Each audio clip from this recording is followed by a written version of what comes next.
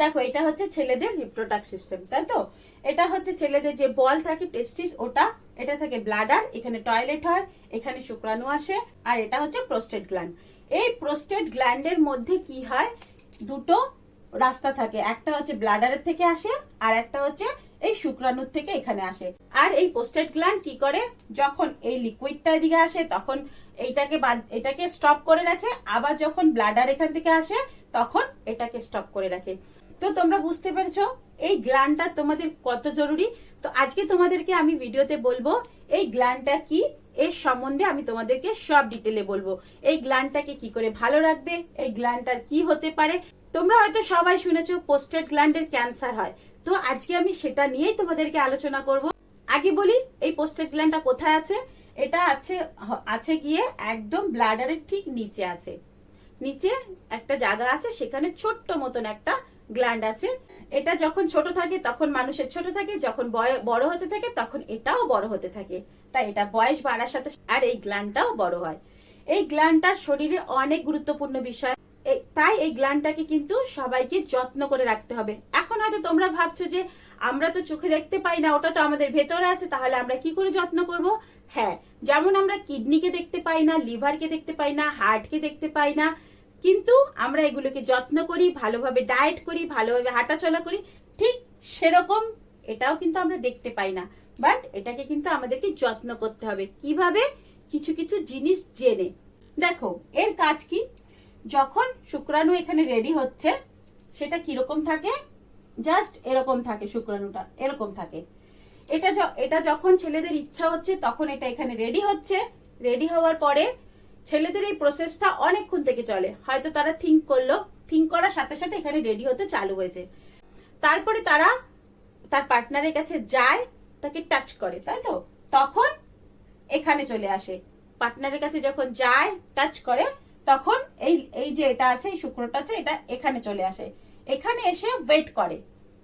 কিসের ওয়েট করে?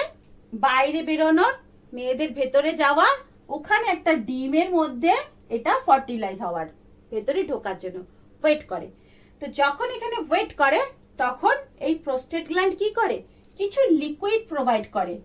এখান থেকে যে লিকুইডটা বেরোয় সেখানে 10 মিলিয়নের মতন থাকে, তার মধ্যে একটা, যে কোনো একটা থাকে, সে প্রপার নিউট্রিশন প্রোটিন পায়। আর সেই একটা এখান থেকে যখন বেরোয় মেয়েদের ভেতরে গিয়ে ওই একটাই কিন্তু যায়। অনেকে বলে না আমরা তো সারাদিন করছি তাও বাচ্চা হচ্ছে না। না, বাচ্চা হওয়ার জন্য সারাদিন করতে হয় না। বাচ্চা হওয়ার জন্য একবার এই একটা জিনিসেরই প্রয়োজন আছে, যেটা প্রপার নিউট্রিশন প্রোটিন পেয়ে আর অ্যান্টি এজিং প্রপার্টি পেয়ে সে ভেতর এখান থেকে গিয়ে ওই ভেতরে গিয়ে আন্ডার সাথে মিক্স হবে। বুঝতে পেরেছো? তাই এই যে এটা আছে, গ্ল্যান্ডটা আছে, এর নাম হচ্ছে প্রোস্টেট গ্ল্যান্ড। যখন এখানে তৈরি হয় সেটা কিন্তু থাকে শুক্রাণু, কিন্তু এখান থেকে যখন লিকুইড নেয় তখন সেটা কি হয়, বীর্য, যেটা পুরোটা যে গাঢ়া গাঢ়া থাকে হোয়াইট কালারের, অনেকটা হোয়াইট কালারের মতন সেটা থাকে। তার মধ্যে পুরোটা কি থাকে না, শুক্র থাকে না, শুক্রাণু থাকে অল্প। তাই তোমরা বুঝতে পেরেছো, সেটা এইখান থেকে প্রোভাইড করে। তাহলে এটার মোল কতটা। এটা যদি ভালো না থাকে তাহলে তোমাদের কখনোই বাবা হতে পারবে না, কখনোই প্রপার লিকুইডটা আসতে পারবে না। যদি এ লিকুইড না ছাড়ে, নিউট্রিশন প্রোটিন না ছাড়ে, তাহলে এই জিনিসটা এখান থেকে কখনোই বাইরে আসতে পারবে না। কি হবে, ও বেরোতে বেরোতে এখানেই মরে যাবে। তাই জন্য প্রপার যে জিনিসটা আছে সেটা এখান থেকে বেরোয়। বুঝতে পারলে? এবার বলি, এটা যদি আমরা ভালো না রাখি তাহলে কি হয়। এটা যদি আমরা ভালো না রাখি, এটাতে ক্যান্সার হয়ে যায়, এটাতে ক্যান্সার হয়ে যায়। বুঝতে পেরেছো? আর এটার ক্যান্সার হয়ে গেলে এটাকে কেটে বাদ দিতে হয়। যদি এটার ক্যান্সার হয়ে যায়, এটাকে কেটে বাদ দিতে হয়, তাহলে তোমাদের যে এই যে পার্টসটা আছে এটা তো পুরো গেল। মানে এটার মধ্যে থেকে আর এটা বেরোবে না, শুধু ব্লাড ফ্লো আসবে, ওই ইচ্ছা হবে করবে, ইডি সমস্যা হবে, পি যা হওয়ার তাই হবে। তাই এই গ্ল্যান্ডটা কিন্তু খুব গুরুত্বপূর্ণ একটা গ্ল্যান্ড, যেটাকে তোমরা ভালোভাবে রাখতে পারবে। ভালোভাবে রাখার জন্য তোমাদেরকে কিছু কিছু কিছু পদ্ধতি, কিছু কিছু জিনিসের খুব ধ্যান দিতে হবে। কি, যখন এই ব্লাডার থেকে টয়লেটটা আসে, দেখো এই যে ব্লাডারের ঠিক নিচে এটা থাকে। এবার যখন ব্লাডার ফুল হয়ে যাচ্ছে, তোমরা হয়তো বাইরে আছো, কোথাও আছো, টয়লেট পাস করছো না, সকালে তোমাদের টয়লেট পেয়েছে, হয়তো তোমরা 7-8 ঘন্টা ওয়েট করে টয়লেটে গেলে, তাহলে কি হবে, এটার মধ্যে চাপ পড়বে। চাপ পড়লেই ওটা রোজ রোজ চাপ পড়তে পড়তে তোমাদের ওখানে খারাপ হয়ে যাবে, ওটাতে ক্যান্সার সৃষ্টি হবে। তাই যদি তোমাদের টয়লেট পায় তাড়াতাড়ি চলে যাবে। আবার কি হয়, যদি ওভার, এই দেখো, তাহলে এটা চলে গেল, ব্লাডার যদি ফুল থাকে, যদি পাস না করো তাহলে এটা হয়। আবার কি হয়, অতিরিক্ত সেক্স, অতিরিক্ত হ্যান্ড প্লে, এগুলো কিন্তু করবে না কখনো। দিনে 3 বার 4 বার 5 বার। দেখো তোমরা হয়তো সবাই জানো, কখনো তোমরা একই রাতে 3-4 বার হয়তো করেছো, করার পরে কি দেখলে, প্রথমবার তোমাদের লিকুইডটা বেরিয়েছে অনেকটা, সেকেন্ড টাইম তোমাদের লিকুইড বেরিয়েছে অল্প একটু, থার্ড টাইম তোমাদের লিকুইড বেড়েছে আরো কম, ফোর্থ টাইম তোমাদের বেরোয়নি। কেন? এরও ক্ষমতা কমে গেছে, এরও ক্ষমতা কমে গেছে। এখন এর আর শক্তি নেই, কিন্তু তোমরা বারবার ওকে ধাক্কা দিচ্ছ, তাহলে এ কোথার থেকে লিকুইডটা দেবে, তাই না? তো লিকুইডটা দেওয়ার জন্য তো এর মধ্যে একটা শক্তি চাই, তো বারবার দিচ্ছ যখন, এটাই চাপ পড়ছে, ফলে এটা দীর্ঘদিন করতে করতে কিন্তু এ খারাপ হয়ে যাচ্ছে। বুঝতে পেরেছো? কি হয়, শ্রিঙ্ক হয়ে যায়, মানে এ আর পারছে না। যেমন দেখতে পাবে বেলুনের ভেতরে হাওয়া না থাকলে কি হয়, বেলুন ছোট হয়ে যায়, সেরকম এর মধ্যে কি হয়, এটাও কিন্তু একদম ছোট্ট হয়ে যায়, তখন এর মধ্যে ক্যান্সার হয়, এর কার্যক্ষমতা হারিয়ে ফেলে।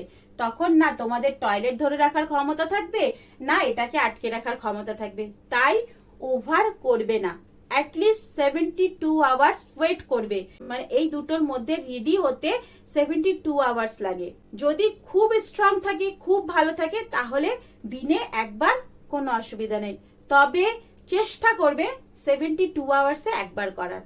হয়ে গেল এটা। তারপরে আছে ফ্যামিলি হিস্ট্রি, যদি ফ্যামিলির মধ্যে কারোর থাকে তাহলে কিন্তু এই ক্যান্সারটা হতে পারে। তারপরে আছে হরমোন, এই যে প্রসিজিওরটা পুরো হচ্ছে, এটা একটা হরমোনের খেলা। সেটা কি? Testosterone hormone. টেস্টোস্টেরন হরমোন যদি কম হয়ে যায়, তাহলে এরও ক্ষমতা কম হয়ে যাবে, এরও ক্ষমতা কম হয়ে যাবে। আর এই দুটোর যদি ক্ষমতা কম হয়ে যায়, তাহলে অটোমেটিক্যালি এটাও নষ্ট হয়ে যাবে। এবার যদি অতিরিক্ত টেস্টোস্টেরন হরমোন থাকে, তাহলে কি হবে, তাহলেও কিন্তু প্রবলেম হবে। এই হরমোনটা এমনই জিনিস, বেশিও ভালো না, কমও ভালো না, যেটুকু থাকার সেটুকুই থাকতে হয়। তারপরে শারীরিক কার্যক্ষমতা, অনেক ছেলেরা আছে যারা ভাবে আমরা যদি সেক্স করি, আমাদের লিকুইড বাইরে যাচ্ছে, মানে আমাদের শরীরের থেকে অনেক কিছু বেরিয়ে যাচ্ছে, আমাদের পুরো উইক হয়ে যাচ্ছে, আমরা কিন্তু ক্ষমতা হারিয়ে ফেলছি। তাই তারা কি করে, হয়তো 15 দিন, 1 মাস, কেউ তো 6 মাসেও করে না। তখন কি হয়, এটা রেডি হচ্ছে, এটার কাজ হচ্ছে লিকুইড দেওয়া, এ কিন্তু রোজ লিকুইডটা দিয়েই যাচ্ছে, যখন দেখছে এখান থেকে কিছু আসছে না, আর এ দিয়েই যাচ্ছে, এ বাইরে বেরোতে পারছে না, মানে এখানে লিকুইডটা বেশি হয়ে যাচ্ছে। লিকুইড বেশি হতে হতে এখানে কিন্তু ক্যান্সার হয়ে যাচ্ছে। এটা কিন্তু গুরুত্বপূর্ণ একটা কারণ। এই প্রসিডিউরটা হওয়াও কিন্তু শরীরের দরকারি একটা জিনিস। বুঝতে পেরেছো? তাই যারা ভাবছো যে একদম করব না, তারা কিন্তু এরকম করো না।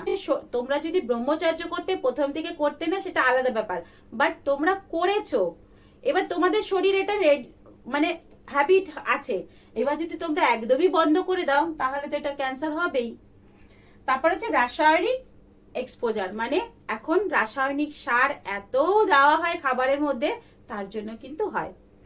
আর কি আছে, ডায়েট কি করে, এখন কিন্তু মানুষেরা ফ্যাট জাতীয় খাবার এত বেশি খেয়ে ফেলছে, তারা শাকসবজি খাচ্ছেই না। তো শাকসবজি যদি না খাও, আর বেশি পরিমাণে যদি ফ্যাট জিনিস খাও, ননভেজ খাও, তাহলে তো হবেই।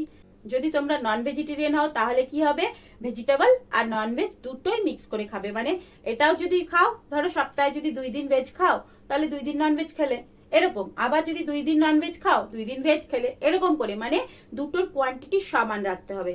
আর যারা ভেজিটেবল খায় তারা তো খাই, তারা তার সাথে পনির, দুধ, ঘি খেয়ে নেয়, তাদের আর কোনো প্রবলেম হয় না। তো তোমরা বুঝতে পারলে তো, এইটার কিন্তু অনেক মহত্বপূর্ণ কারণ আছে তোমাদের এই পার্টসটাকে ঠিক রাখার জন্য। ওকে, তো এই প্রসিজিওরটা পুরো ঠিক রাখার জন্য এইগুলোর দিকে ধ্যান দেবে।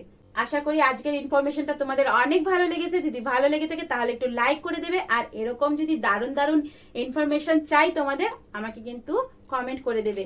আর আজকের ইনফরমেশনটা কেমন লাগলো বলতে কিন্তু ভুলবে না।